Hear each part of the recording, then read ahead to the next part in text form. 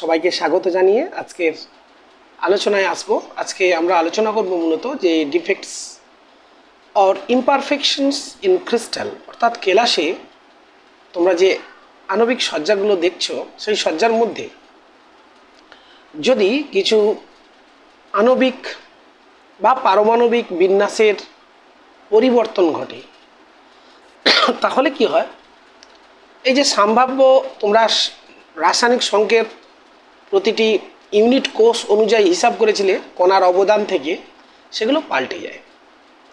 যেমন একটা উদাহরণ যদি আমরা বলি, ধরা যাক একটা এফসিসি ক্লাস। একটা এফসিসি ক্লাসে আমরা জানি নর্মালি কি থাকে না, এরকম ফেসের সেন্টারে একটা কণা থাকে, আমি ধরলাম এই কণাটা এ, আর প্রত্যেকটা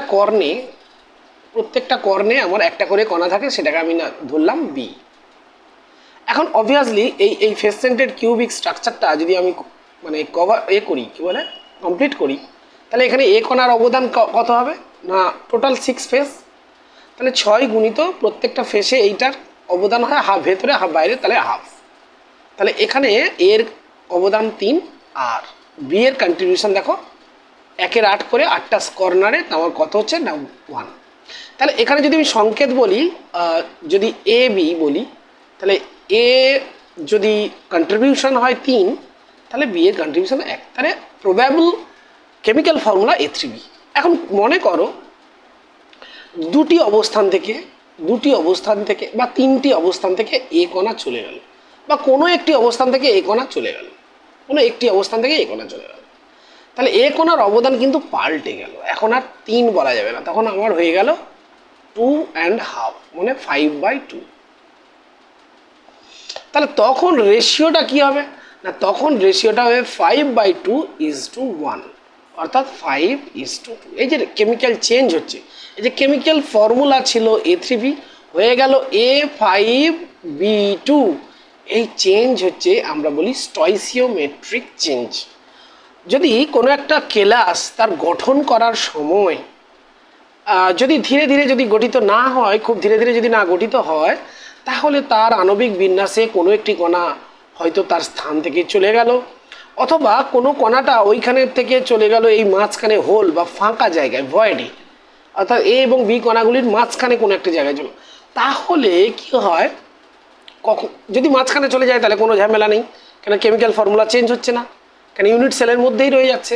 বাট যদি বাইরে বেরিয়ে যায় বা কোনো একটা বাইরে থেকে ইমপিউরিটি যদি এখানে ডোপ করা হয়, মানে ঢোকানো হয়, অর্থাৎ এটাকে সরিয়ে সি কোনো একটা অ্যাটম বাইরে থেকে এর মধ্যে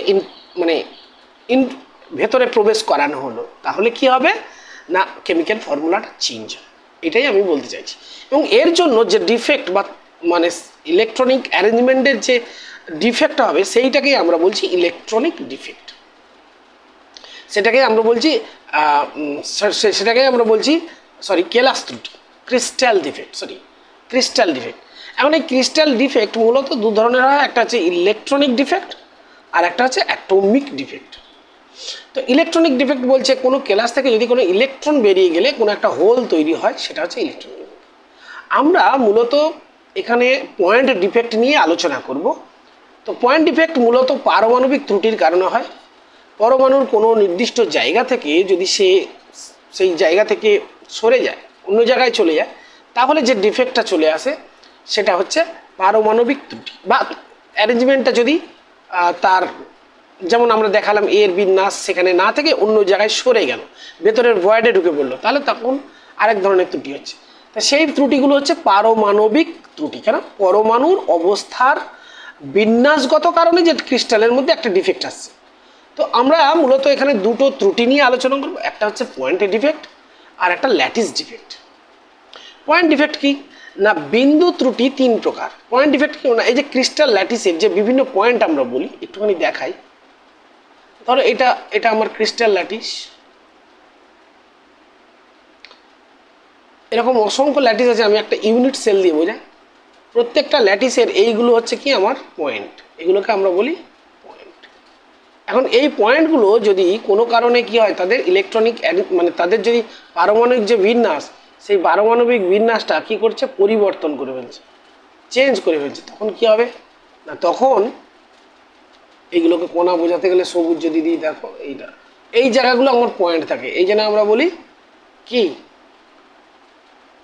ল্যাটিস পয়েন্ট বলি এগুলোকে। ঠিক আছে, এই ল্যাটিস পয়েন্টের কোনো রকম যদি অ্যারেঞ্জমেন্টের কোনো যদি পরিবর্তন ঘটে, তাহলে যে ত্রুটিটা আছে সেটাকে বলা হচ্ছে পয়েন্ট ডিফেক্ট। মূলত তোমাদের চ্যাপ্টারে পয়েন্ট ডিফেক্ট নিয়েই পড়াশোনা আছে। তো পয়েন্ট ডিফেক্ট আবার দুভাগ, একটা হচ্ছে স্টয়সিওমেট্রিক আর একটা নন স্টয়সিওমেট্রিক আর একটা ইমপিউরিটি। স্টয়সিওমেট্রিক কি না, যেটার কারণে স্টয়সিওমেট্রি চেঞ্জ হয়ে যাবে। এই যে বললাম A3B ছিল, হয়ে গেল ধরো A2B5, এই যে স্টয়সিওমেট্রিটা চেঞ্জ হয়ে গেল, এটা হয়ে গেল স্টয়সিওমেট্রিক ডিফেক্ট।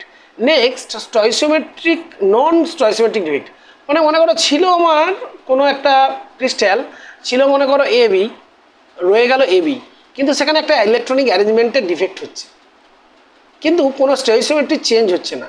তাহলে এরকম পরিবর্তনকে আমরা বলবো কি, এরকম পরিবর্তনকে আমরা বলবো স্টয়সিওমেট্রিক ডিফেক্ট। স্টয়সিওমেট্রির বাংলা হচ্ছে, স্টয়সিওমেট্রির বাংলাটা আমার এই মুহূর্তে মনে পড়ছে না, তো অন্য সময় আমি বলবো এটা। নাও এখন আমরা আলোচনা করব এই স্টয়সিওমেট্রিক ডিফেক্ট নিয়ে। বলেছে এই ত্রুটির ক্ষেত্রে ক্লাসের কোনো স্টয়সিওমেট্রির অর্থাৎ আণবিক সংকেতের কোনো আণবিক সংকেত বা ফর্মুলার কোনো চেঞ্জ হয় না। অ্যাকচুয়ালি পরমাণুর চিহ্ন দিয়ে তৈরি হয় সংকেত কোনো একটা অণুর ক্ষেত্রে, কাজে আণবিক সংকেত বলবো, এটা চেঞ্জ হয় না। একে সহজাত বা ইন্ট্রিনজিক এবং থার্মোডিনামিক ত্রুটিও বলা হয়। ইন্ট্রিনজিক কারণ দেখো ক্লাস গঠনের সময় নিজে নিজে হয়, তো এই জন্য এটাকে বলা হচ্ছে ইন্ট্রিনজিক, মানে এই নয় কি আমাদের কারণে হচ্ছে। আর থার্মোডিনামিক কারণ, এটা এই কতগুলি ফ্যাক্টর যেমন প্রেশার, টেম্পারেচার, এই সমস্ত ফ্যাক্টর বা থার্মোডিনামিক প্রপার্টি এদের ওপর ক্লাসের নির্ভর করে, তো সেইগুলোর উপর নির্ভর করে বলে সেইগুলো বলা আছে থার্মোডিনামিক প্রপার্টিও বলা যায়। তো এটা প্রধানত দু ধরনের, একটা ভ্যাকেন্সি ডিফেক্ট আর একটা ইন্টারস্টিশিয়াল ডিফেক্ট। ভ্যাকেন্সি ডিফেক্ট কি একটুখানি বলি। ধরো এটা একটা ল্যাটিস, এই ল্যাটিসের ক্ষেত্রে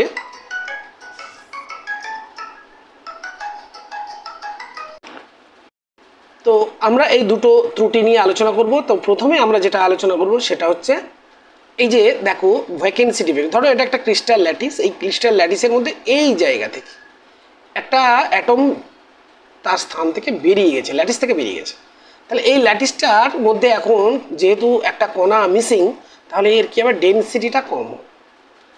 সাধারণত ক্লাসকে উত্তপ্ত করলে মানে হিট করলে তার সাধারণত এই ত্রুটিটা ঘটে, এটাকে আমরা বলি ভ্যাকেন্সি ডিফেক্ট। নেক্সট দেখো ইন্টারস্টিশিয়াল ডিফেক্ট, তো এটা আমরা একটু আলোচনা করব। প্রথমে দেখো ক্লাসের জালকের ভিতর, অর্থাৎ এই যে একটা ল্যাটিস পয়েন্ট, যদি কোনো কারণে অন্তঃস্থানিক, এই যে অন্তঃস্থানিক স্থান মানে এই জায়গাগুলোকে বলা হচ্ছে অন্তঃস্থানিক স্থান, ইন্টারস্টিশিয়াল পয়েন্ট বলে এই জায়গা। তো এখানে যদি কোনো কারণে অপর কোনো অ্যাটম বাইরে থেকে চলে আসে, অথবা এই সজ্জার মধ্যেই যদি পরমাণু এখান থেকে মনে করো এখানে ঝুঁকে পড়ে কোনো কারণে, তাহলে সেই রকম ক্ষেত্রে এই ফাঁকা জায়গায় যে ত্রুটিটা তৈরি হচ্ছে, এই যে অ্যারেঞ্জমেন্টটা চেঞ্জ হচ্ছে, এটাই হলো ইন্টারস্টিশিয়াল ডিফেক্ট বা অন্তঃস্থানিক ত্রুটি। এই অন্তঃস্থানিক ত্রুটি সাধারণত আমরা নন আয়নিক ক্লাসের ক্ষেত্রে শূন্যতা ত্রুটি বলি, আর অন্তঃস্থানিক বা ইন্টারস্টিশিয়াল ত্রুটি বলি নন আয়নিক ক্লাসের ক্ষেত্রে। ঠিক আছে, কিন্তু এই ত্রুটিটা যখন আয়নিক ক্লাসের ক্ষেত্রে হবে, তখন আমরা দেখে নাও এই যে এই যে এই যে এই যে এই জায়গাটা, এই যে ভ্যাকেন্সি ডিফেক্ট, সেটাকে আমরা বলছি স্কটকি ত্রুটি।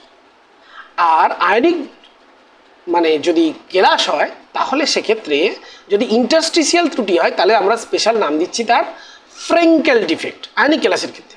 তাহলে ভ্যাকেন্সি ডিফেক্ট হলো স্কটকি ডিফেক্ট, অনেকে শর্টকি অনেকে স্কটকি বলে, আর ইন্টারস্টিশিয়াল ডিফেক্টটাকে বলা হচ্ছে ফ্রেঙ্কেল ডিফেক্ট। তো আমরা এখন আয়নিক যৌগের ক্ষেত্রে এই স্কটকি যে বিশেষ ত্রুটি সেটা একটু দেখব। আয়নীয় ক্লাস, ধরো এটা একটা ক্যাটায়ন, এটা অ্যানায়ন, তো এইভাবে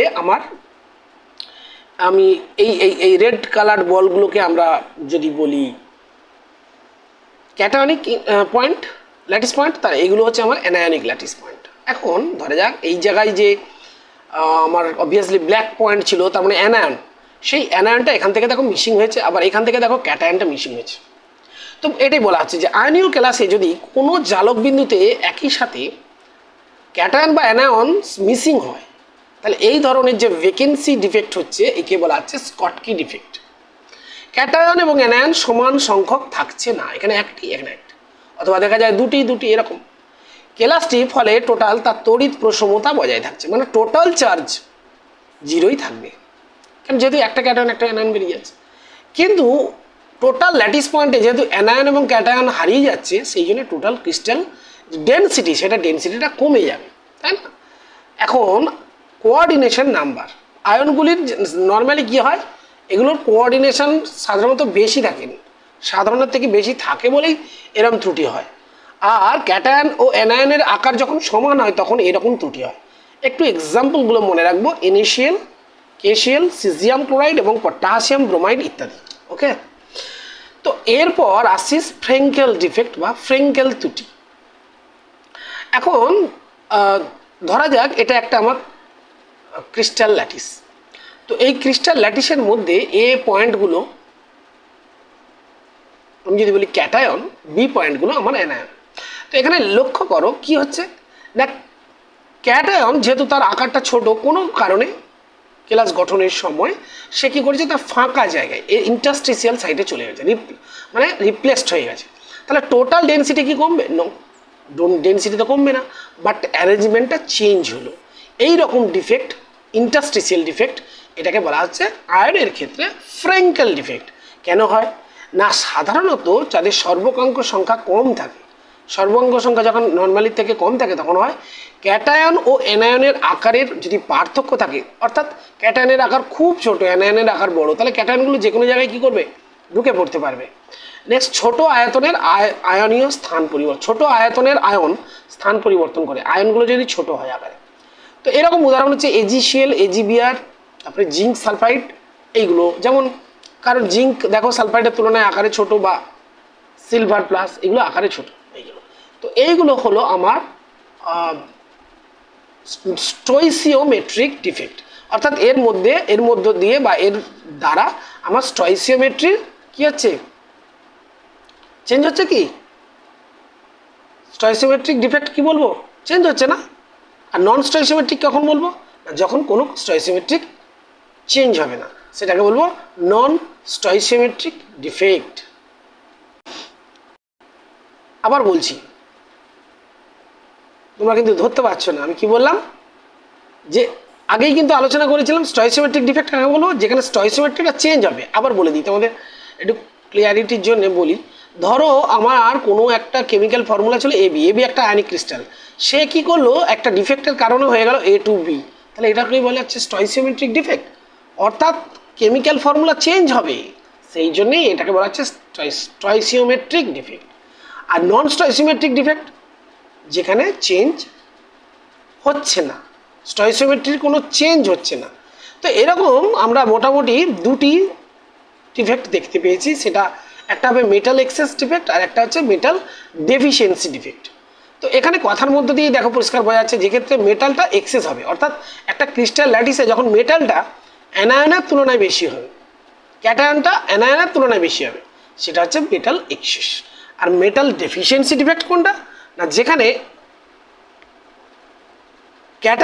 ক্যাটায়ন অ্যানায়নের তুলনায় কম হবে, সেটা হচ্ছে ডেফিসিয়েন্সি। তো এবার আমরা চলে আসি যে এই ধাতু অতিরিক্ত ত্রুটি মেটাল এক্সেস ডিফেক্ট কী কারণে হতে পারে। এক তো দেখো, একটা ল্যাটিস থেকে যদি এই অ্যানায়নটা বেরিয়ে চলে যায়, তাহলে দেখো অ্যানায়নের তুলনায় এখন আমার মেটালটা বেশি হয়ে যাচ্ছে, ক্যাটায়ন বেশি হয়ে যাচ্ছে, তো এটাকে আমরা বলি metal excess defect due to anionic vacancy, ঠিক আছে। আর যদি এরকম হয় ক্যাটায়ন নিজেই চলে যায়, এক্সেস ক্যাটায়ন, সরি বাইরে থেকে কোনো এক্সেস ক্যাটায়ন এর মধ্যে এন্টার করে, অতিরিক্ত ক্যাটায়ন যদি এর মধ্যে এন্টার করে, তাহলে কী হবে, অ্যানায়নের তুলনায় আমার ক্যাটায়নটা বেশি হয়ে যাবে। তাহলে সেক্ষেত্রে আমরা বলবো কি বলবো, সেক্ষেত্রে আমরা বলবো এটাকে metal excess defect due to presence of extra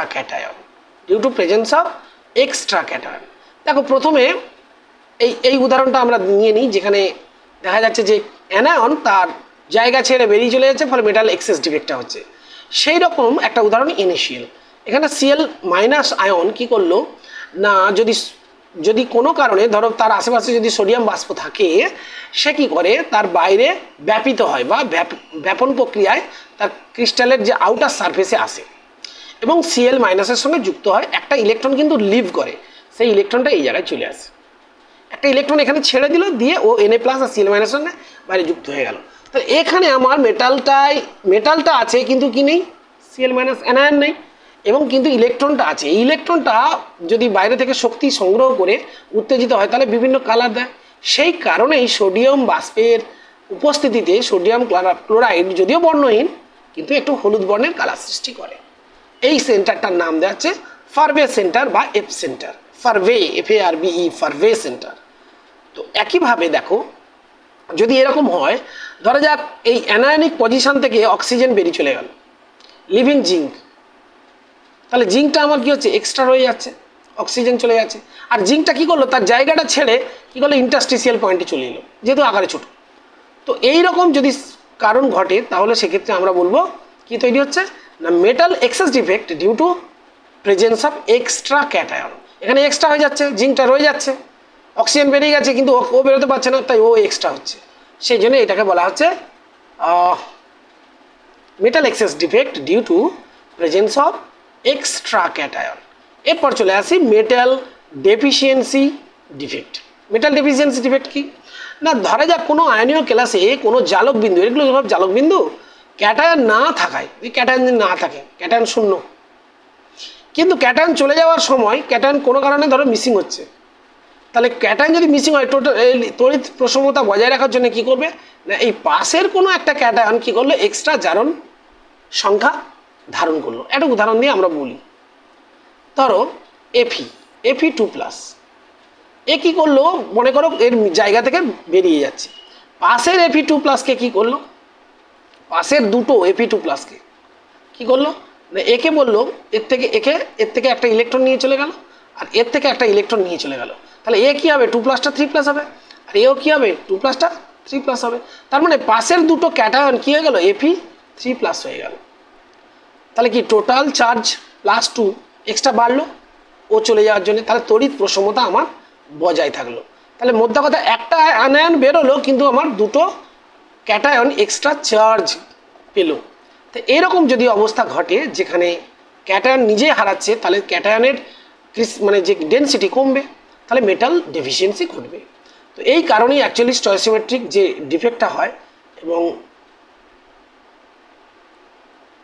যেমন এই যে এখানে দেখা গেছে, দেখো Fe 0.95O ছিল FeO, এটা এরকম ডিফেক্ট হয়ে গেল মেটাল ডেফিসিয়েন্সি ডিফেক্টের কারণে। এরপরে আমরা অশুদ্ধ ত্রুটি নিয়ে আলোচনা করব, আজকে এখানেই শেষ করছি।